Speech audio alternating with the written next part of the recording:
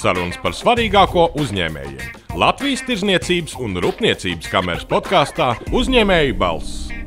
Esiet sveicināti LTRK podkāstā Uzņēmēju balss, kur katras otrās nedēļas ceturtdienā mēs sēžamies pie podkāstu galda, lai parunātu ar biznesa, politikas, ārpolitikas un citu daudz un dažādu nozaru pārstāvjiem. Šodienas viesis – virtuves maistro, kulinārijas burvis, vairāku restorānu īpašnieks Lauris Aleksējevs. Čau, Lauri! Sveiks! Prieks tevi redzēt, paldies, kad veltīji laiku un atnāci ciemos. Iesākumā es ļoti vēlētos noskaidrot, kas īsti ir Lauris Aleksējevs, jo, piemēram, minot šodien sievai, ko man plānot saruna, pirmais, ko es sadzirdēju pretī, bija, es varbūt nedziedāšu, bet man bija džingls glābēju komandu cepums. Teikšu tā, daļai noteikti tā arī ir, jo tā visa pirmsākumi bija meklējumi tieši pirms 20 gadiem. Un kad mani kā pavāru uzrunāja TV3, proti Beta Fakts studija ar Ēriku Niedru priekšgalā, un otrs pavārs tika atrasts Centijs Bērziņš. Tas bija mūsu tāds pirmais solo izgājiens kameras priekšā ar šo, manuprāt, visinteresantāko tēmu gatavot kopā ar bērniem, ja, proti vecākus drusciņi armijā aizsūtīt uz 2 stundām un noteikti neapzināti varbūt uztaisīt kaut kādu drusciņu bardaciņu, bet mēs, ja godīgi, nekad nebijām priecīgi par lielu bardaku, kuru mēs atstājam aiz sevis, un ja tad ir kaut kā grūti strādāt. Bet tas bija tāds mūsu pirmsākums, jā. Un ja mēs skatām, pirmsākums tas jau bija ēterai, televīzijai, bet ja mēs skatām nedaudz vēl vairāk atpakaļ, kā vispār aizsākās interesi par ēst gatavošanu? Šad tad, zin kā, vai nu tu slīksti, vai nu tu peldi. Ir tā, ka es mācījos pirms tam par kordriģēm, Emīla Dārziņa muzikas skolā, un tur dziedāju korī, un diemžēl man tā dzīvē sakrit, kad es nevarēju turpināt mācības tur, jo man vienā priekšmetā nepārāk labi gāja solfeģo. Un tad vienu gadu es nomācījos Pumpuru skolā, un tad sanāca tā, ka es tiku uz pavārskolu. Un pavārskola atradās manā dzimtajā Jūrmalā pilsētā, kur es esmu piedzimis, nodzīvojis visu savu dzīvi. Un es aizejot mācīties pavārskolā, nedēļu nomācoties un nokļūstot praksē pēc nedēļas, jo toreiz bija tā, ka nedēļu tu mācies, nedēļu tu esi praksē, es teiktu tā, man iepatikās. Man iepatikās laikam ne no pirmās dienas, bet no otrās dienas, jo pirmā diena, kad es nokļuvu praksē, bija sanitārā diena, un restorāns bija slēgts, kur es toreiz nokļuvu praksē, un mums bija tīrīšana, mazgāšana un visu flīžu starpu bēršana, ventilācijas nocelšana nost un mazgāšana. Tā kā tas bija tāds labs priekšstats par to vispār, kas tad ir virtuve. Bet līdz tam mājas apstākļos? Mājas apstākļos, visi mēs vairāk vai mazāk tur pa olai uzcepam, bet jā, es varēju kaut ko darīt, bet es nekad nebiju tā kā ļoti aizdedzies. Mēs šobrīd runājam par vecumu, kad jaunvietim ir 15 gadi. 15 gados tā grūti sevi varbūt, nomotivēt un saprast, kas tu vēlēs būt 40 gados. Tieši tā, atrast līdz galam. Minēja par to, ka pirms tam bija šī interese par mūziku, tad jautājums, vai šobrīd gatavojat ar komandu kādu dziesmiņu arī uzdziedat? Jā, varu. Ja vajag, varu uzdziedāt. Visa mūzika un principā ēst gatavošana tādas paralēlas lietas ir un laikam tās ir pamatzināšanas kaut kur līdz kādam līmenim, tad tā ir recepšu vai nošu lasīšana, tad tā jau ir tā kā improvizācija, bet galā tam visam apakšā ir ļoti labas emocijas. Ja tev nav laba emocija, tad nesanāk neviens ne otrs. Un sevi ir jāmotivē, lai tev būtu labas emocijas. Gan spēlējot mūziku, vai dziedot, vai gatavojot ēst.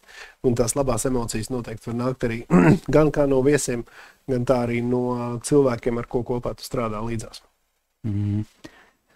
Vai ir kāds ēdiens, ko tu ļoti nelabprāt gatavo, un tieši pretēji, kurš ir tas ēdiens, ko tu vari gatavot katru dienu? Nelabprāt, nav laikam varbūt tāda ēdiena. Ir ēdieni, varbūt, kas ir sarežģītāki, kuros var 1-2 grādu starpība var izraisīt neizdošanos. Ja, proti, ja pa maz vai pa daudz. Un, pieņemsim, ja gatavo zosu aknas, foie, tad tur ir grādu starpība. Bet ēdieni, kas man patīk tā ikdienā, es diezgan komfortabli laikam jūtos ar miltu izstrādājumiem.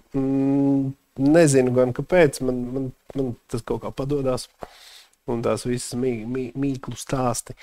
Bet gal galā tur apakšā jau ir tikai 3 lietas, kas ir svārī, pulkstens un termometrs. Tas arī viss. Nekas jau tur nav. Drusku emocijas. Bet visu var nosvērt, visu var pierakstīt, visam var izmērīt temperatūru. Jā, un jāzina, protams, cik ilgi. Man arī patīk makaroni šādi uzvārīt, bet tavā izpildījumā tas noteikti ir krietni sarežģītāk. Zin kā, makarons pats pa sevi ir mīkls izstrādājums, bet viņi var būt tik dažādi. Jā, šīs mērķis ir dažādas, un šī cietības, gatavības pakāpe arī ir dažāda. Man jāatzīst, man varbūt tie ļoti pārvārītie negaršo, bet man arī tie puscietie arī tā ļoti negaršo. Es pa lielam neesmu liels makaronu fans. Es tieši gribēju prasīt, tu saki, kā no gatavošanas viedokļa, tā tie ir mīklas izstrādājumi, bet tavām garšas kārpiņām, kas ir tas, kas... Vispār man patīk kaut kas man patīk gan gaļa, gan zivs. Man šķiet, ka zivs ir tāda uzturvērtībām bagātāk, varbūt, bagātāks produkts. Viņa prasa vairāk, lielāku precizitāti, lai viņi nav pārcepti, lai viņi ir sulīgi un, lai lecinos no asakas, bet nav sausa. LTRK podcasts Uzņēmēju balss. Esam atpakaļ podkāstā. Pirmajā nelielā sadaļā iepazināmies ar Lauru nedaudz tā personīgāk, kur ceru, ka klausītāji visi bijāt ēduši, jo Lauris prot izteikties par ēdienu ļoti, ļoti gardi. Par restorāniem runājot, cik restorānu saimnieks šobrīd esi? Man ir viens restorāns. Viens vienīgais, kurš šobrīd atrodas vienā Jūrmalas adresē, Baznīcas ielā 2B, Jūras krastā. Tad man ir skola ēdināšana, tad man ir atvērtas 2 jaukas pusdienotavas, kas ir, man tas vārds, turbūt ēdnīca ir tāds nodrillēts, bet tā ir vieta, kur paēst, kā saka, pusdienu restorāns, ja, kur mēs katru dienu gatavojam 5 jaunas ēdienas un 3 dažādas piedevas un tā tālāk. Strādājam no 11 līdz 4. Tās vietas gan ir Rīgā. Ir neliela kafejnīca arī tenisa centrā. Esam tenis kortos, kur mēs cepam maizi un taisam visu desertus. Tas man arī ir, laikam, uz doto brīdi. Pēdējais veikums kā reiz bija nesen Rīgā atvēries šajā jaunā ofisa telpā. Tas ir Verdes birojos, ļoti skaistas telpas un ļoti jauki cilvēki tur strādā, un man patīk, ka viņi pasmēja pēc tam, kad viņi ir pēduši. Tas ir tāds gandrījums. Runājot par restorāniem un varbūt nozari kā tādu, tad, protams, ir skaidrs, ka Covid traumēja ļoti nozari, tā skaitā arī ēdināšanas biznesu. Kā tu redzi tagad, vai viss ir atgriezies tādās vecajās sliedēs? Tas jau bija tas šoks, traumēt. Tas bija tāds šoks, kad tu nevari iet un darīt to, kas tev patīk, un vienkārši. Tad katrs pa savam sāka adaptēties un pielāgoties šai situācijai, ražot, gatavot, piegādāt, izsniegt, iepakot. Nu, šobrīd, ja tā ņem, es teiktu, ka nē, mēs tuvu neesam tam visam, kā bija, teiksim, 19. gads, un ir pilnīgi cits grieziens, tur ir vairāk apstākļi, protams, kas šobrīd notiek arī globāli, un mums pat, teiksim tā, kaimiņu valstīs, bet kaut kā tas turists noteikti, un tas arī vietējais, laikam, iedzīvotājs, viņš ir mainījis savus gan ēšanas paradumus, varbūt gan restorāna apmeklējuma paradumus, un daudz ir kļuvuši jāatzīst par vīna ekspertiem, un es teiktu, ka, ja mēs tagad paņemam tā aizsienam acis un sākam testēt kūkas, tad es domāju, ka nevienmēr slavena konditora kūku uzvarētu, jo daudzi sēžot mājās šo priekš sevis atrada kā iespēju realizēt varbūt savu hobiju. Jā, šis YouTube un internets bija pilns, un šīs grāmatas bija pieejamas, un daudz ar to sāka nodarboties.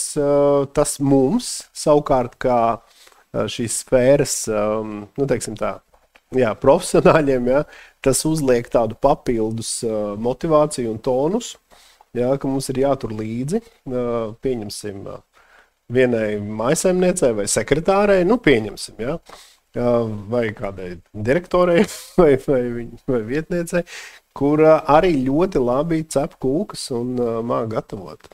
Tā kā tas ir tas īsumā Covid apraksts, kas tad ir mainījies. Un daudz, starp citu, ir kļuvuši par vīna ekspertiem. Tā, ka, jā. Bet, kad restorāna atvērās vaļā, atkal varēja strādāt, tad, protams, ka mūsu vīnzinis nāca klāt un teica, viņš saka, varbūt jums tur vīns un tā tālāk. Visi saka, paldies, mums nevajag vīnu, uztaisat lūdzu kādu kokteilīti. Mums ir savs vīns līdzi. Un tad varbūt pa iemeslu pa vīna ekspertiem mums taču arī savs vīna sommelier čempions pasaules. Raimonds, tur ir vispār cepura nost.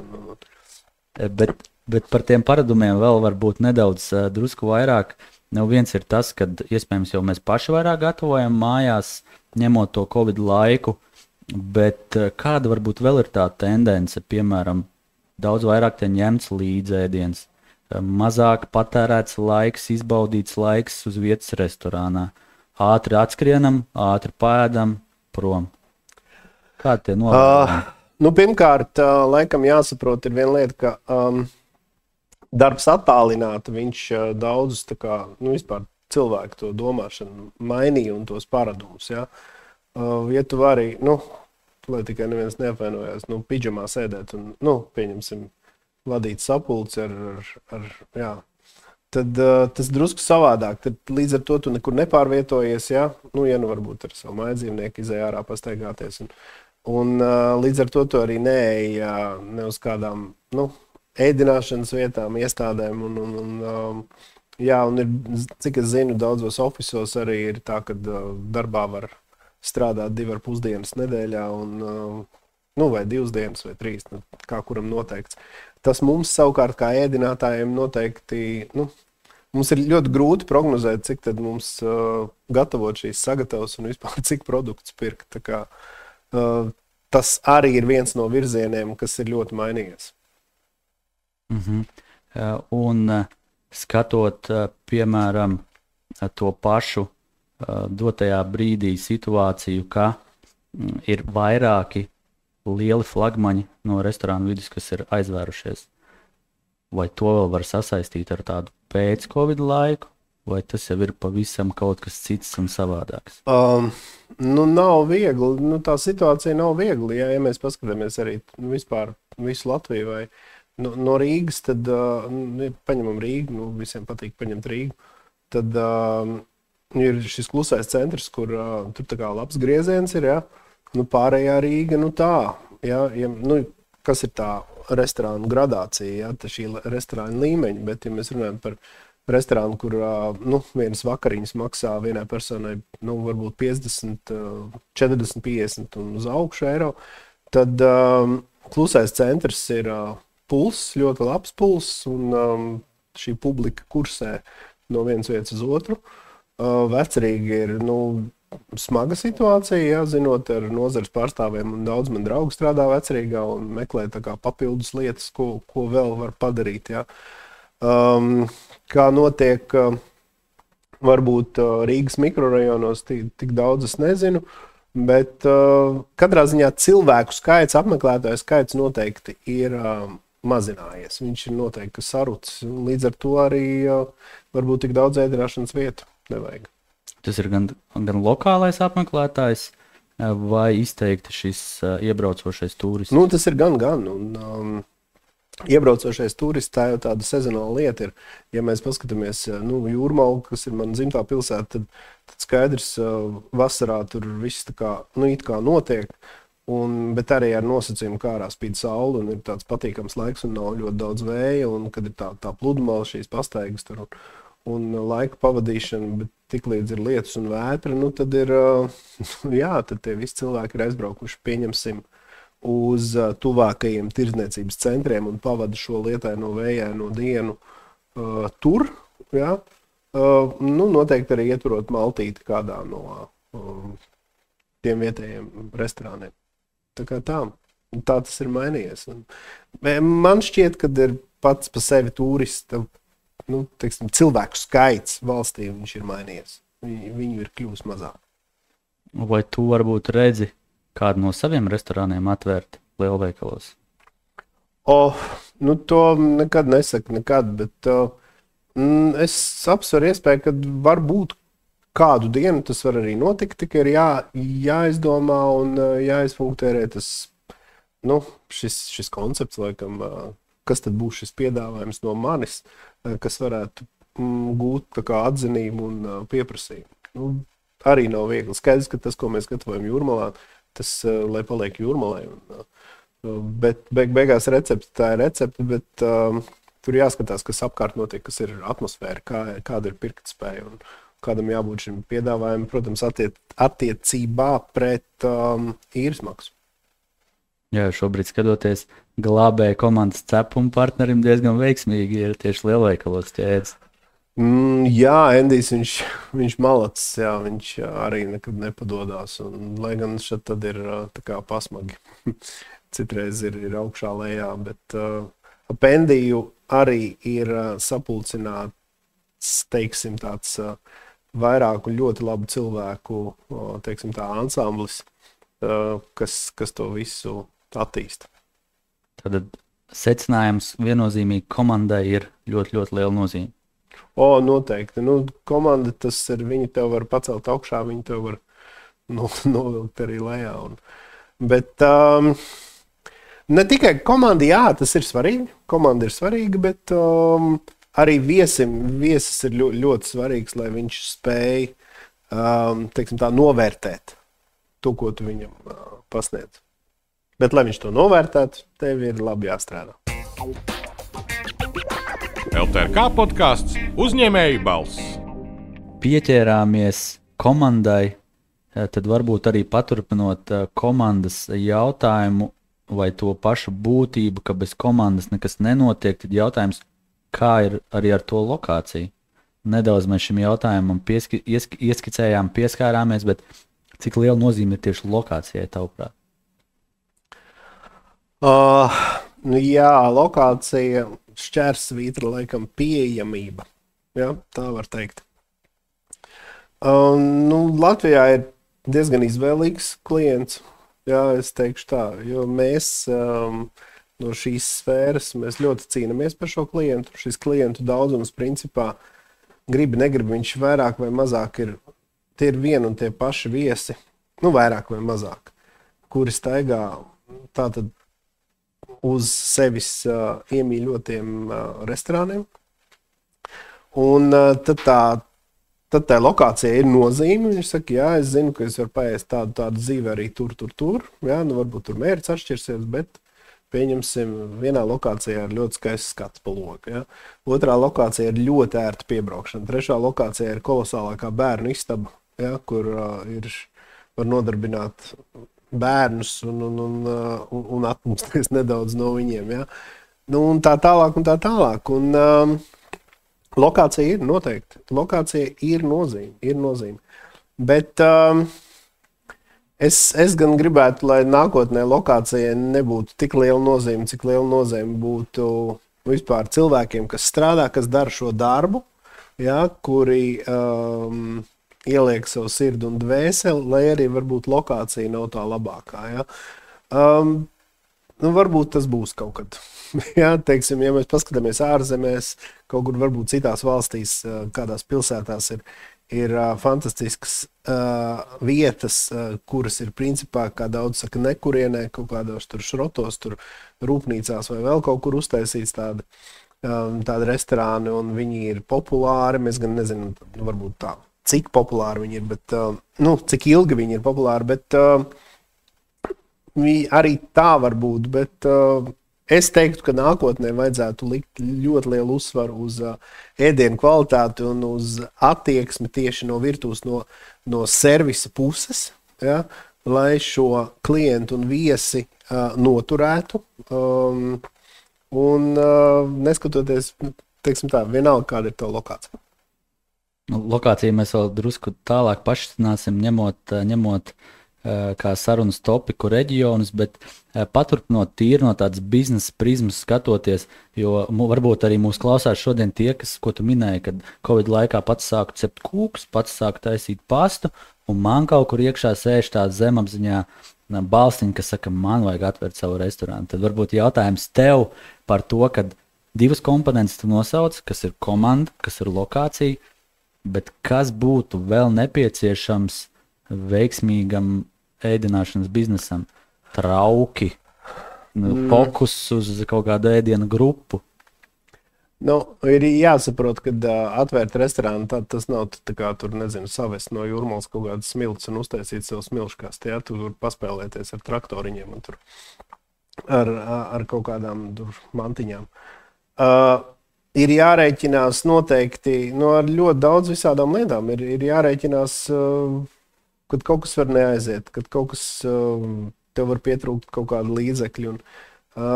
Ļoti jārēķina ir, bet viss sākās tikai ar gribēšanu. Gribēšana, attieksme un mērķa sasniegšana. Ja tev ir mērķis, tad vienalga, ej un sasniedz.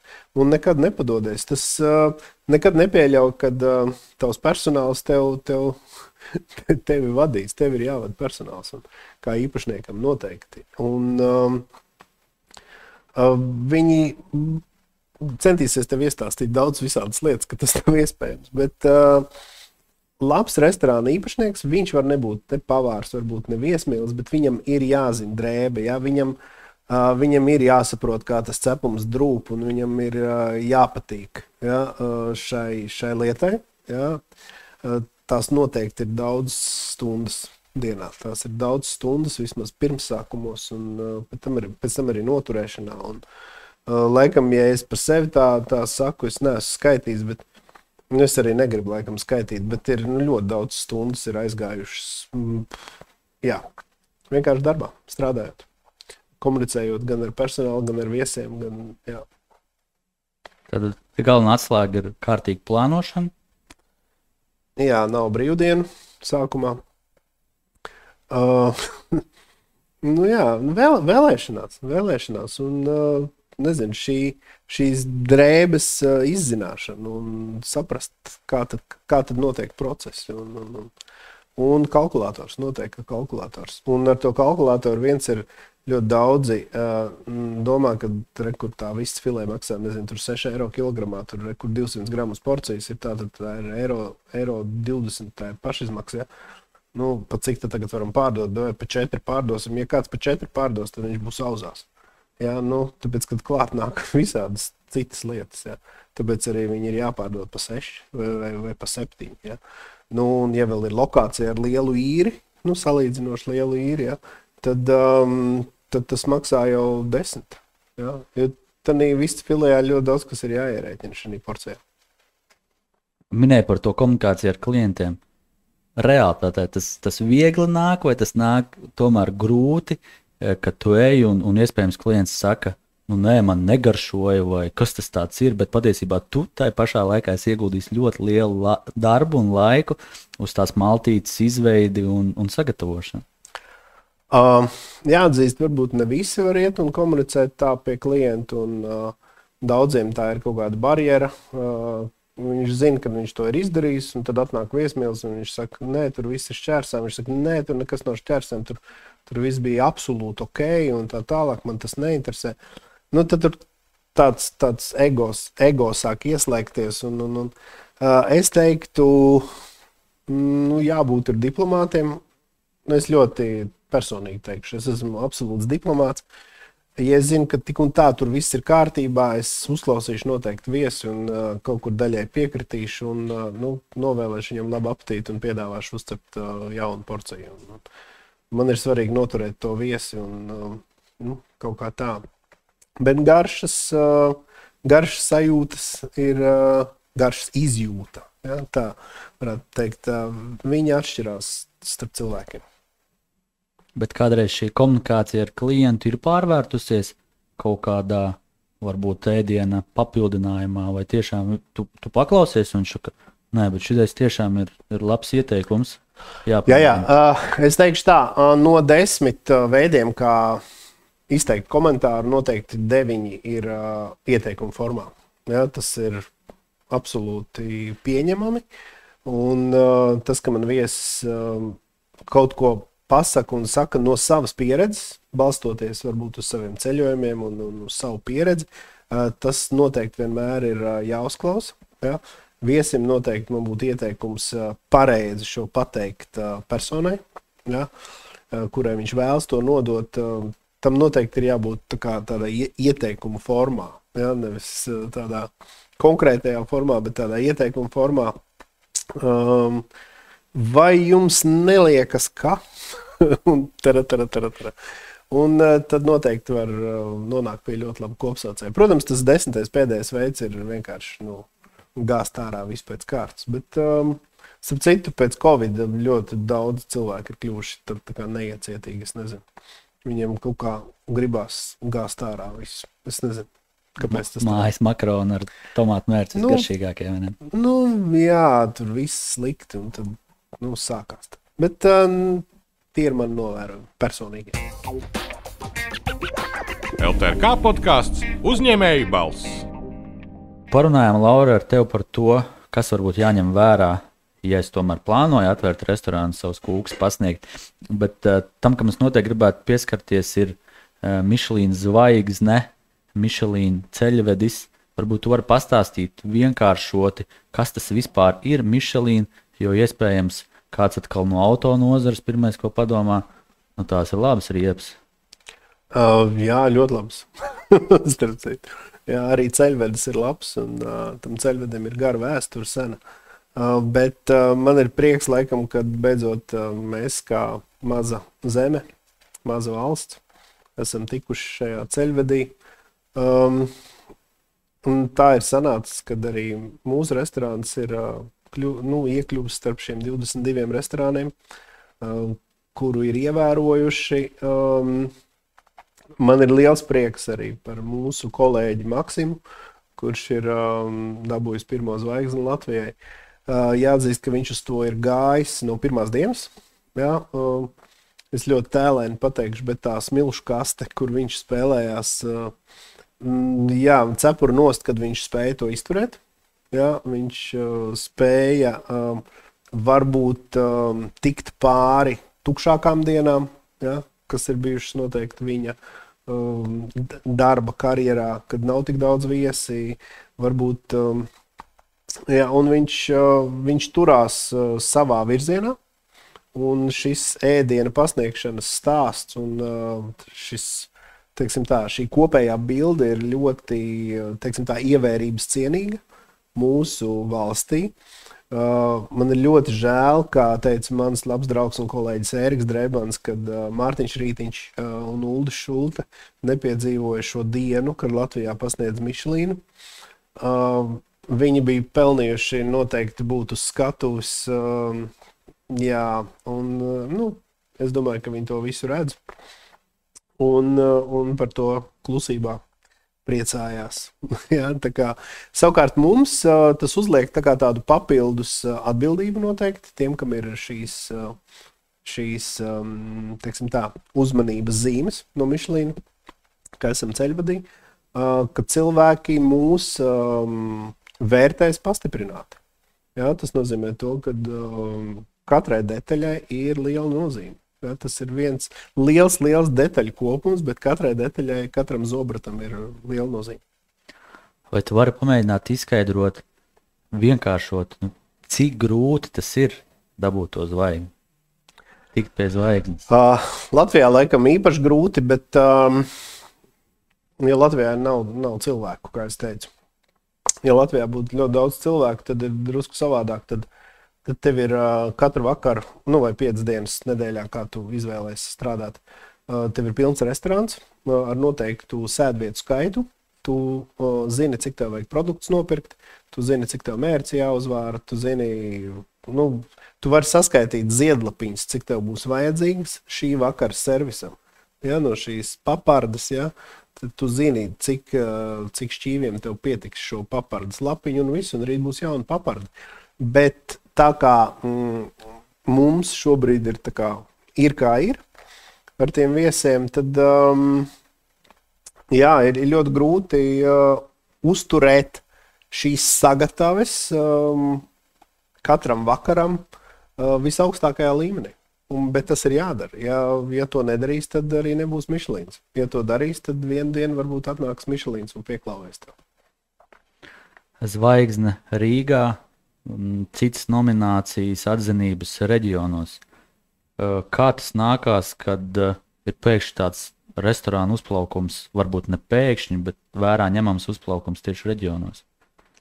Tas ir kolosāli. Ja nevajag visu koncentrēt vienā trīsstūrī Alberta un Antonijas ielas TV krustojumā.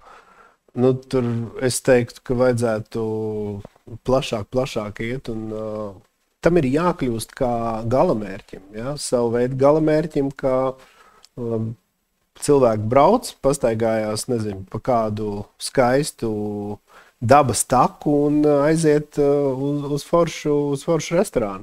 Un viņi paliek kolosālā butika viesnīcā ar fantastiskām brokastīm un varbūt ar spāru.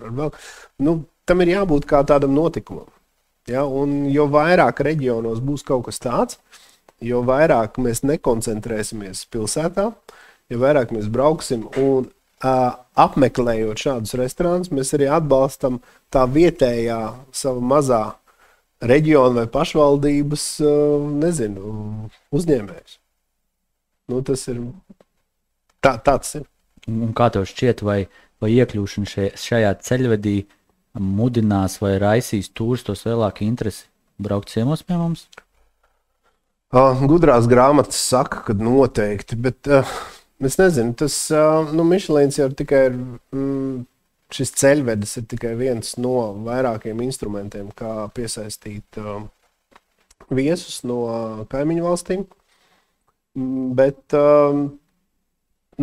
ja viņi par to interesēsies, paši viesi, tad, ja viņi zina, kas tas ir, tad viņi tam pievērsies uzmanību noteikti.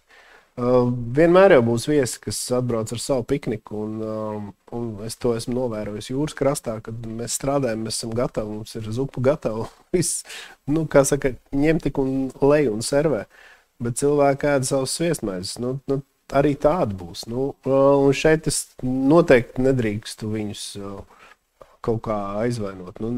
Tā tas ir un tā tas būs. Bet mums vienkārši vajag viesus. Mums vajag viesus, lai, kā sakam, manas karotes ir pielādētas pilnas ar ēdienu. Tā kā es esmu gatavs. Noteikti priecājamies par sasniegto, bet vienmēr mēs, protams, paņemam un salīdzinām, kā tad ir kaimiņos, un salīdzinot tieši zvaigznēs, ja lietuviešiem nav nekā, tad atkal igauniem ir vesels 3.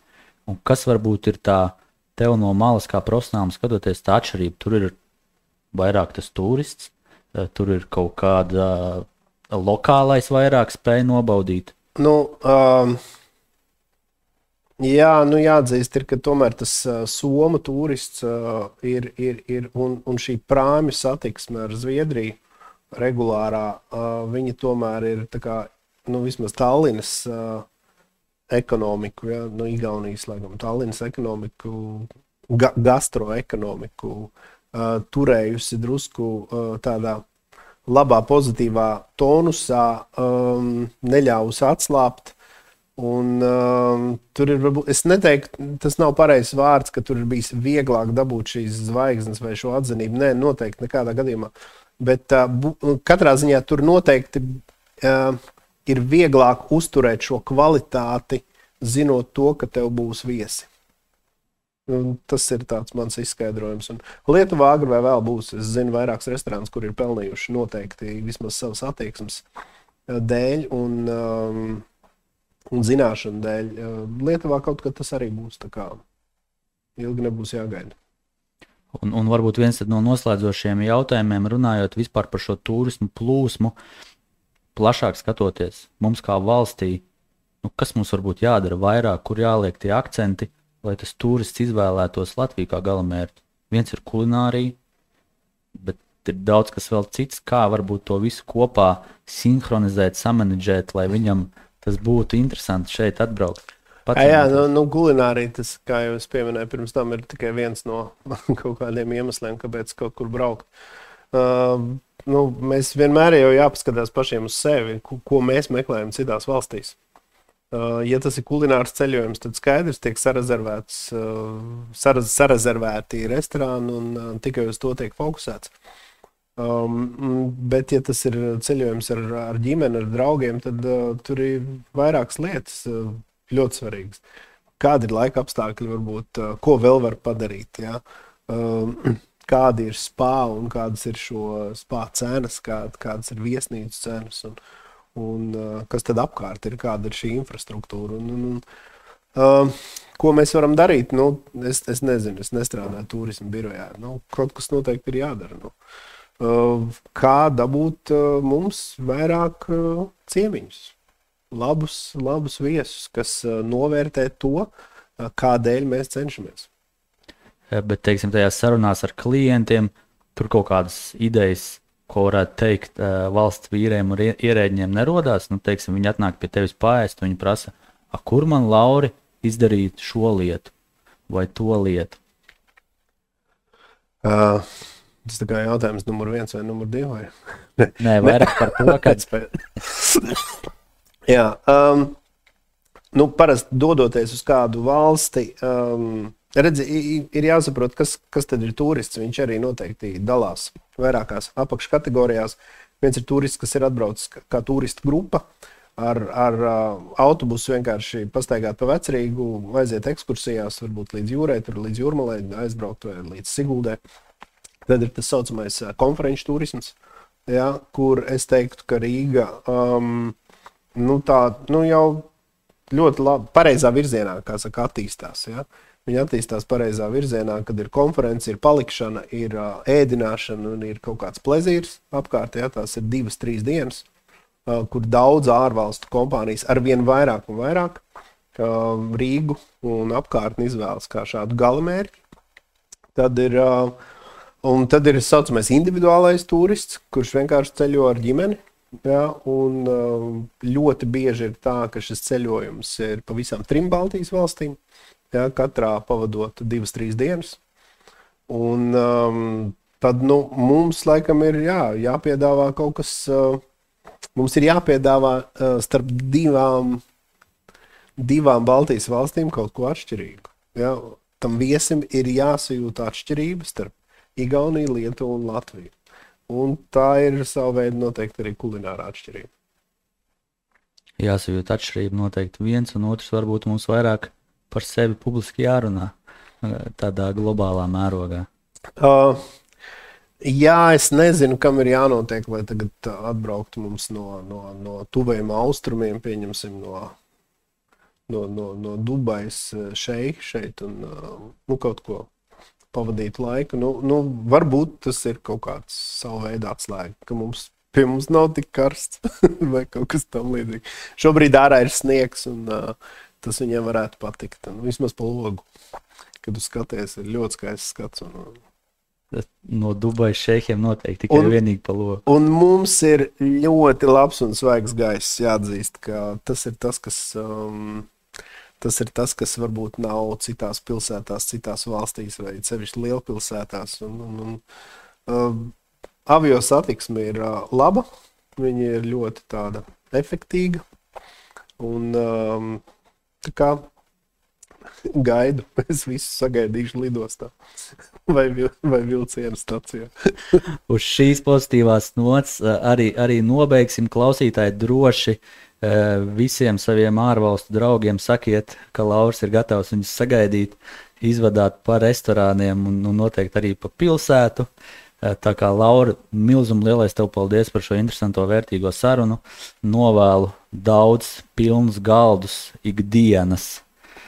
Un tukšas miskastes. Tas ir ļoti labi. Jā, tas ir labi. Pilns galds, pēc tam ir tukšs šķīvis un tukša miskastes. Tas ir kolosāli. Tas ir traukmazgātājs prieks un vispār getliņiem nebūs darba. Tā kā lieliski. Tas labi. Uz šī pozitīvas arī nobeidzam. Paldies, Laura. Un paldies klausītājiem. Sarunas par svarīgāko uzņēmējiem. Latvijas Tirdzniecības un Rūpniecības kameras podkāstā Uzņēmēju balss.